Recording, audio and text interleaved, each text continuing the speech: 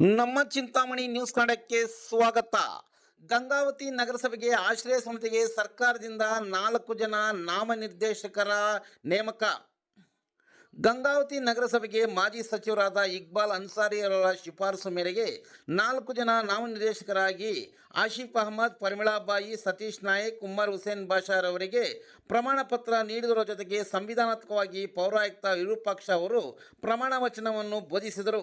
ಗಂಗಾವತಿ ನಗರಸಭೆಯಲ್ಲಿ 35 ಜನ ಸದಸ್ಯರನ್ನು ಹೊಂದಿರುವ ನಗರಸಭೆ 4 ನಾಮನಿರ್ದೇಶಕರ ಸಹಕಾರದ ಮೇರೆಗೆ ನಗರಕ್ಕೆ ಅಗತ್ಯ ಇರುವ ಮೂಲಭೂತ ಸೌಲಭ್ಯ, ನಿವೇಶನ ಹಂಚಿಕೆ ಸೇರಿದಂತೆ ಸರ್ಕಾರದ ಯೋಜನೆಗಳು ಅನುಷ್ಠಾನಗೊಳಿಸಲು ಎಲ್ಲ ಸದಸ್ಯರ ಸಹಕಾರ ಕೋರಿದರು. ನಮಸ್ಕಾರ.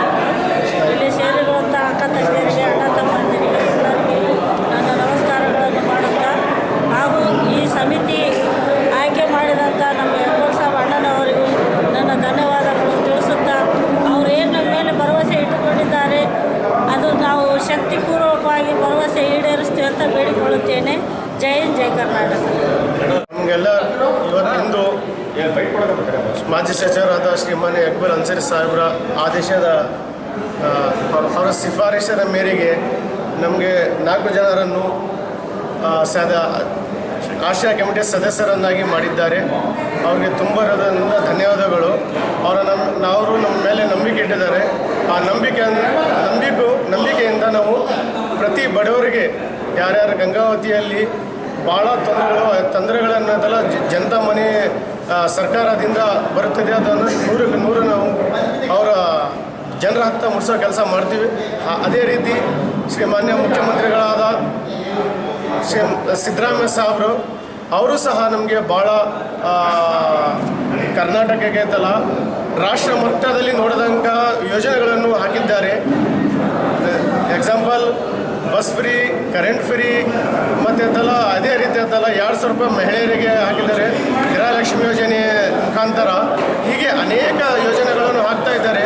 ಸಿದ್ದರಾಮಯ್ಯ ಸಾಹೇಬ್ರ ಅವ್ರಿಗೂ ಸಹ ನನ್ನ ಧನ್ಯವಾದಗಳನ್ನು ಈ ಮುಖಾಂತರ ಹೇಳ್ತೀನಿ. ಗಂಗಾವತಿ ನಗರಸಭೆಗೆ ಆಶ್ರಯ ಸಮಿತಿಯ ಒಂದು ಸಮಿತಿಗೆ ನಮ್ಮ ನಾಯಕರಾದ ಇಕ್ಬಾಲ್ ಅನ್ಸಾರಿ ಅವರ ಶಿಫಾರಸಿನ ಮೇರೆಗೆ ಆಯ್ಕೆಯಾಗಿದ್ದಾರೆ. ನಮ್ಮ ಪಕ್ಷದ ಹಿರಿಯರಾದ ಉಮರ್ ಹುಸೇನ್ ಸಾಬ್ ಆಗಿರ್ಬೋದು, ಸತೀಶ್ ನಾಯಕ್ ಆಗಿರ್ಬೋದು, ನಮ್ಮ ಅಕ್ಕ ಸಹೋದರಿ ಪರಿಮಳಾಬಾಯಿ ಹಾಗೂ ನನ್ನ ಆತ್ಮೀಯ ಸ್ನೇಹಿತನಾದ ಆಸಿಫ್ ಅಹಮದ್ ಇರ್ಬೋದು, ಇವರೆಲ್ಲರಿಗೂ ಮೊದಲು ನಾನು ಅಭಿನಂದನೆಗಳನ್ನು ತಿಳಿಸ್ತಾ ಇದ್ದೀನಿ. ಜೊತೆಗೆ ನಮ್ಮ ನಾಯಕರಾದ ಇಕ್ಬಾಲ್ ಅನ್ಸಾರಿ ಸಾಹೇಬರು ಏನು ಇವ್ರ ಮೇಲೆ ಭರವಸೆ ಇಟ್ಟಿದ್ದಾರೆ, ಆ ಭರವಸೆಯನ್ನು ಇವರು ಎಂದೂ ಹುಸಿಗೊಳಿಸೋದಿಲ್ಲ. ಪ್ರತಿಯೊಬ್ಬ ಬಡವರು ಕೂಡ ಸರ್ಕಾರದಿಂದ ಮಾನ್ಯ ನಮ್ಮ ಮುಖ್ಯಮಂತ್ರಿಗಳಾಗಿರ್ತಕ್ಕಂಥ ಸಿದ್ದರಾಮಯ್ಯನವರಾಗಿರ್ಬೋದು, ಮಾನ್ಯ ನಮ್ಮ ಉಪಮುಖ್ಯಮಂತ್ರಿಗಳಾಗಿರ್ತಕ್ಕಂಥ DK ಶಿವಕುಮಾರ್ ಆಗಿರ್ಬೋದು, ಇವರ ಏನೋ ಒಂದು ಕನಸಿನ ಯೋಜನೆಗಳಿರ್ತ ಗ್ಯಾರಂಟಿ ಯೋಜನೆಗಳು, ಆಶ್ರಯ ಯೋಜನೆ, ನಮ್ಮ ಮನೆ, ಇವೆಲ್ಲ ಏನು ಬಡವರಿಗೆ ತಲುಪತಕ್ಕಂಥ ಯೋಜನೆಗಳನ್ನು ಪ್ರತಿ ಮನೆಗೂ ತಲುಪಿಸ್ತಾರಂತ ನಮಗೆ ಭರವಸೆ ಇದೆ.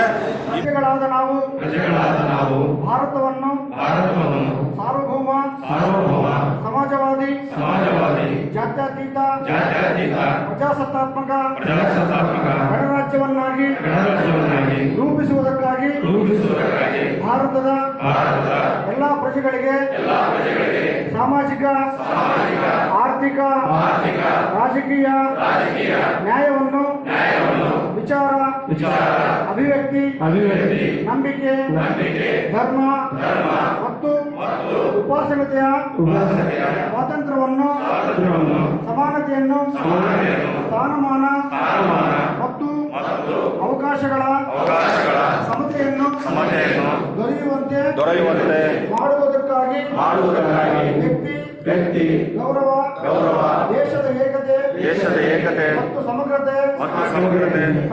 ಸಮಗ್ರತೆಗಾಗಿ ಎಲ್ಲರಲ್ಲಿ ಭ್ರಾತೃತ್ವ ಭಾವನೆಯನ್ನು ಮೂಡಿಸುವುದಕ್ಕೆ ನಾವುಗಳು ದೃಢ ಸಂಕಲ್ಪ ಮಾಡುತ್ತಿದ್ದೇವೆ.